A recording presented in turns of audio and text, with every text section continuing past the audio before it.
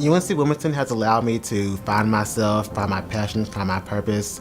There's a photo of me in my Snapchat memories, just me outside the bookstore, and it says, goals at UNCW, orientation leader, resident assistant, student ambassador, honors college, and be involved in SGA in some capacity. I was able to accomplish all 5 of those goals in my first year and a half of being here at UNC Wilmington, not knowing that meant one day be president. I pledge allegiance to the flag of the United States of America and to the republic for which it stands, one nation, under God, indivisible, with liberty and justice for all. I'm actually the first openly gay and black male student body president here at UNC Wilmington. Color guard. I actually began in 4th grade. To be honest, I was afraid of being bullied. I was just afraid that I'd be seen as less of a man. My 9th grade year of high school, I said, you know what, forget that narrative, do what makes you happy, and I joined the color guard team. Being an SGA president, I believe my one duty is to empower the voice and vision of the student body. It's having a conversation, being a support system, building a relationship with someone. It's being there when no one else is for someone.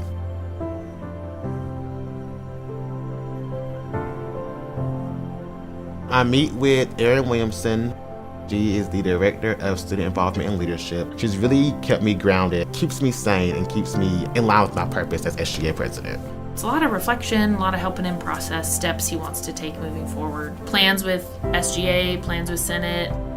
He's resilient, courageous in these moments, and he just really does a good job of taking that in stride and being an advocate in those rooms, a fierce advocate for his peers, while still just being Cody. Anyone that knows me knows that I thrive off of social interaction. Hanging out with my friends is truly what brings me the most joy in life. I actually was on homecoming court and was crowned homecoming king in high school. Coming to UNC Wilmington, I wanted to get on homecoming court my senior year. In the past couple years, we made the switch from homecoming king and queen to homecoming royalty to be more inclusive. Myself and DeAndre Ritchie both won homecoming royalty. What motivates me is being able to show other folks like me that we too can make it, we too can survive and thrive, just to give hope and a sense of change.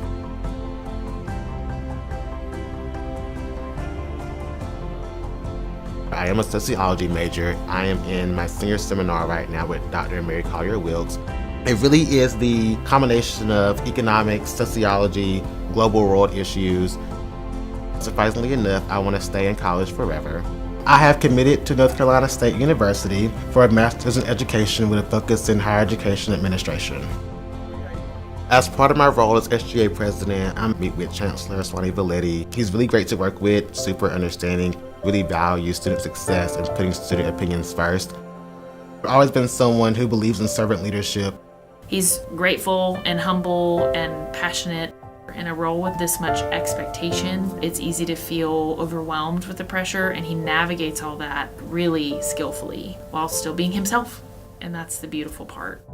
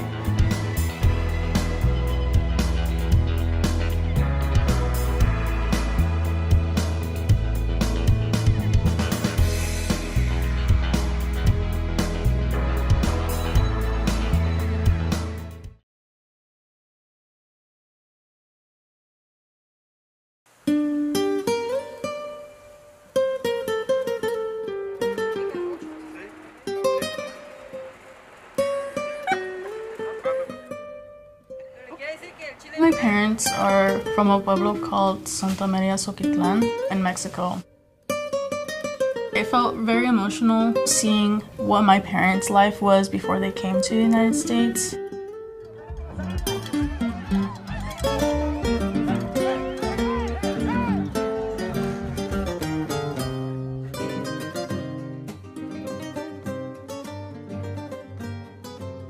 The immigrant journey, it's all of ours.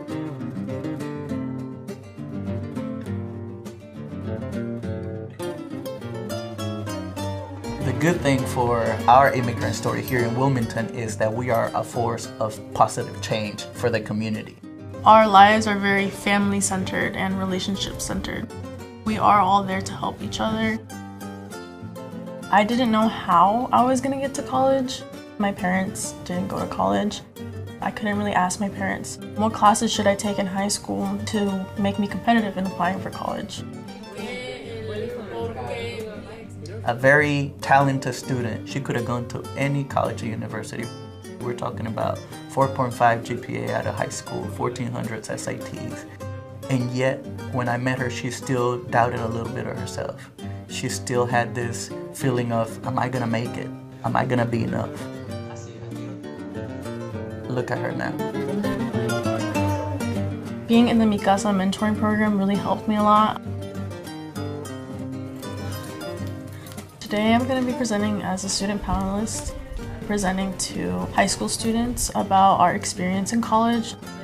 The end goal is really to get more students into higher education.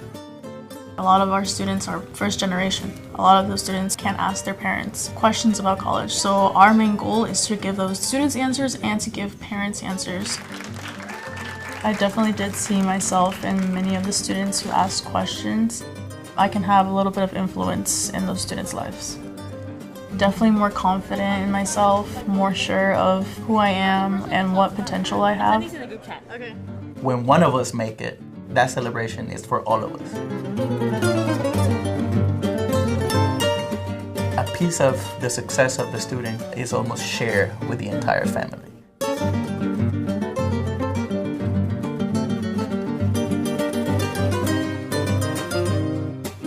They feel like they have been part of it all along. I really love seeing the way my parents feel uplifted now that I'm in college. Knowing that I can be a role model for my sister. They really do believe in me. I'm just really grateful to have them in my life. She's gonna be a positive impact for her community. Her story has to be told.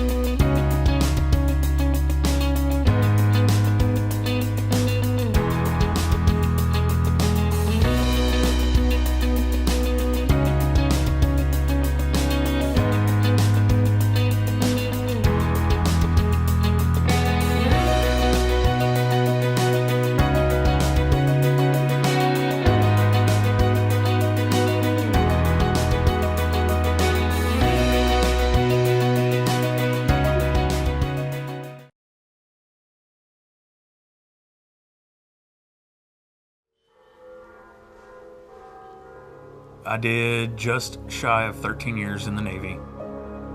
Now I'm back at school. 35-year-old junior in college. Don't think just because you're a veteran that you're going to do well at school. It is not the same thing. A lot more difficult as far as the academics.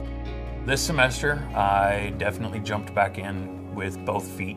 Took on 16 credit hours while living about an hour and a half north in Jacksonville, North Carolina. John, my husband, and I met when I was stationed in Norfolk, Virginia. He was stationed at Marine Forces Command at the time. We met, we started dating, and then we moved to Okinawa. Once we got back to the States, we came here for his orders with the Marine Corps, and I started school. I drive 5 days a week, an hour and a half to and an hour and a half from. Veterans, typically, they've got a home. They don't live on campus. You know, they can't just skateboard, rollerblade, or bike everywhere. The young ones running around campus make me feel old, but it's good. I can learn just as much from them as they can from me. I'll talk to them about my deployments, about having been to this country or that, having lived in Japan, in Okinawa.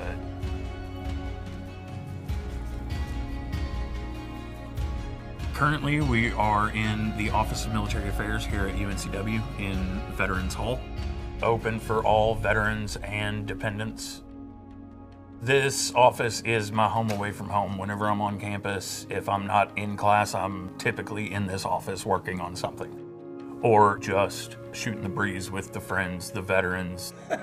It's been an invaluable asset in getting through my first semester here at UNCW. They've just made it so easy. For our office to be that kind of support mechanism to help guide them on the path that they're embarking on and let them know where resources and services are available. These are opportunities that they have earned and they should be making good on them. A few weeks ago, they asked for volunteers to help set out flags for Veterans Week. John said, sign me up too. So we both came down and set out over 2,000 flags. I do miss the military, and I miss the job that I did. There's still the brotherhood and that camaraderie. There are places here at UNC Wilmington to belong outside the military.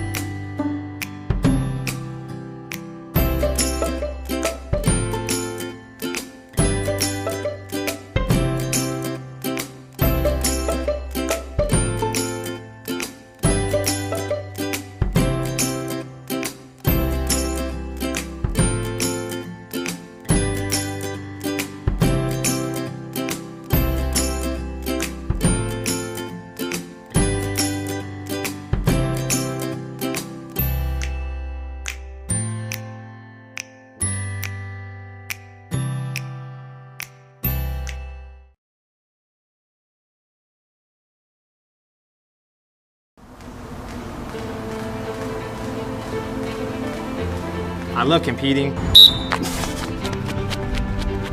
Track kind of just came to me. My sophomore year, I was 4th in the state for the 400 and 6th for high jump. And when I broke the 400 hurdle record at conference last year, I was shooting for that 49, but 50 isn't too bad either. Go, John! Get out, John!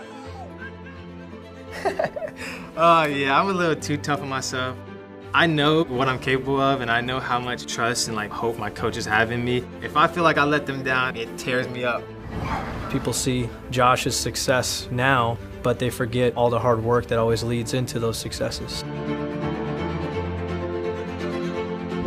The first time Josh qualified for the NCAA first rounds, he was injured all fall. And he did a tremendous job rehabbing behind the scenes, and when he got to the season, nobody ever knew the setback that he had. He hit the ground running and never looked back. Throughout practice, I could feel myself getting better and better because I'm still pushing myself. People always ask me, why do you go so hard? I'm just like, I'm here for a reason. I'm not here to joke around and play games. Not only put himself in position to be one of the nation's best student athletes in the sport of track and field, but now he's got others that are following and believing. He helped us achieve a new level. Championship teal through and through, bleeds UNCW. My sophomore year, I had to get surgery, and my dad asked me a question, what are you gonna do if you can't run? That's kind of where it hit me, and I started to realize, gotta find myself outside of track. How can I expand myself more than just an athlete? It's been, you're the track athlete, you're the football player. It's never been, oh, you're Josh Parks. I went to church throughout all of high school, all of my life really, until I got to college. I went to a family church, so it was always my aunt singing, my dad playing the drums or the keyboard. We're just continuing to bless them. Whenever coming to college, I lost that aspect, that part of my life. Junior year, I started going to FCA, talked to my mom, and we were talking about being an ambassador for God. And it turns out that was the message as soon as I got there. It was, how have you been an ambassador of God? Do you think you've been a good ambassador? And how do you want to improve? It kind of made me come into my own personality. There's something that connects us all. Just having those people to go to talk to, that second family.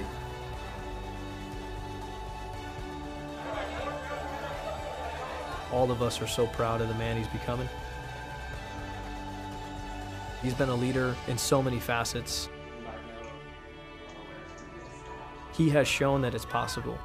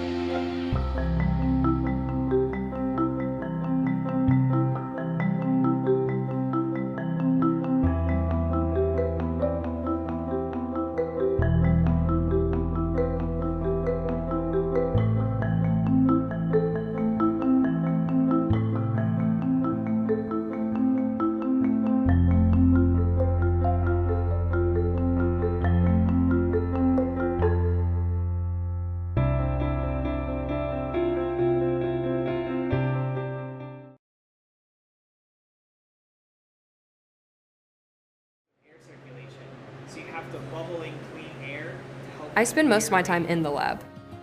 I really genuinely enjoy doing research. Being able to do undergraduate research was one of the things that pulled me into UNCW. They teach you everything in class, but doing it hands-on is a whole nother level. Knew from a very early age that I liked science because I like trying to figure out things that don't have answers yet. I'm in the Honors College, and they really promote this program called the FIRE program, which is the first year research experience. They pair you with a professor. I'm working with Dr. Poulin. I'd already toured CMS, the Center for Marine Science, which is where we do our research. He sat me down and was like, what project do you want to do? You get to pick. We're studying phytoplankton. They produce what are called allelochemicals, which is how they communicate with each other, protect themselves. They are a huge part of the food web. Anything that affects them will impact the ocean greatly. It's a really nice opportunity for students, especially from North Carolina, to connect to their environment. We are right on the Intercoastal Waterway, which is really nice. A lot of our research that we're doing right now is with plankton that is locally sourced from North Carolina. So we are able to look at the impacts at our local ecosystems.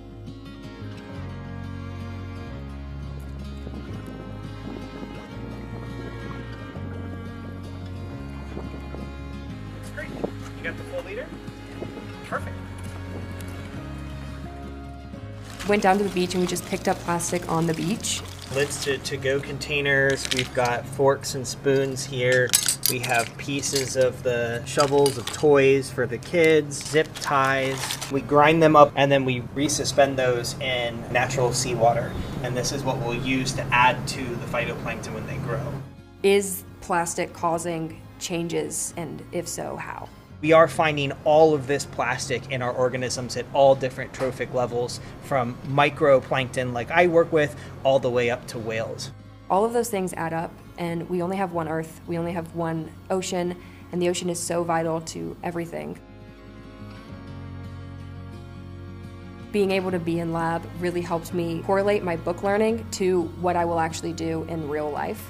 Being able to feel prepared going into whenever I get my secondary education, be that a master's or a postdoc, knowing that I have lab experience in my back pocket means that I'll feel more prepared. We're able to help shape the way that they think through the scientific process, and it breaks that barrier between students and research much earlier. Until you actually see it happen, you don't really get to see the magic of science.